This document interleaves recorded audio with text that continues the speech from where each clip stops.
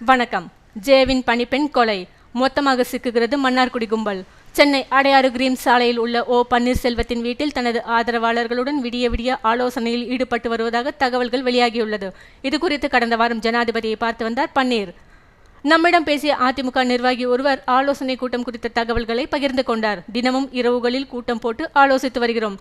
பின்பு பேசிய திரு ஓ பன்னீர்செல்வம், அப்பல்லோ மருத்துவமனையில் என்ன நடந்தது என்பதை மத்திய மாநில அரசுகள் விளக்க வேண்டும். முதலமைச்சர் ஜெயலலிதாவை மருத்துவமனையில் பார்த்ததாகவும் பேசியதாகவும் சிலர் சொல்வது தவறு. அவரை பார்க்க யாரையும் அனுமதிக்கவில்லை. அவ்வளவு காலம் ஜே உடன் இருந்த கலைவாணி என்கிற பணிப்பெண்ணையும் காணவில்லை. அவர் எங்கே இருக்கிறாரா அல்லது அவர் உயிருக்கு ஆபத்து நேர்ந்து விட்டதா? இது போன்ற நிறைய கேள்விகளுக்கு சசிகலா தரப்பினர் பதில் கூற வேண்டிய காலம் வந்துவிட்டது என்கிறார். உடனே மாஃபா பாண்டியராஜன் ஜெயலலிதாவின் மரணம் குறித்து விசாரிக்க ஒரு விசாரணை கமிஷன் அமைக்கப்பட வேண்டும் என்கிறார். மேட்டூர் தொகுதி எம்எல்ஏ செம்மலை ஜெயலலிதா கீழே தள்ளிவிடப்பட்டு மயக்கமடைந்த காரணத்தால் தான் மருத்துவமனையில் சேர்க்கப்பட்டார். அவருடைய மரணத்தில் மர்மம் இருக்கிறது என்று சொன்னார். உடனே பொன்னையன் ஜெயலலிதா கீழே தள்ளிவிடப்பட்டதை நேரில் பார்த்த பணிப்பெண்ணை இதுவரையில் காணவில்லை. நாங்களும் தேடிக்கொண்டிருக்கிறோம். அந்த பெண் கிடைத்தால் மட்டும்தான் பல மர்ம முடிச்சுகள் அவிழும். எனவே விரைவில் சிபிஐ விசாரணை வருகிறது. குற்றவாளிகள் தப்பிக்கவே முடியாது என்கிறார்.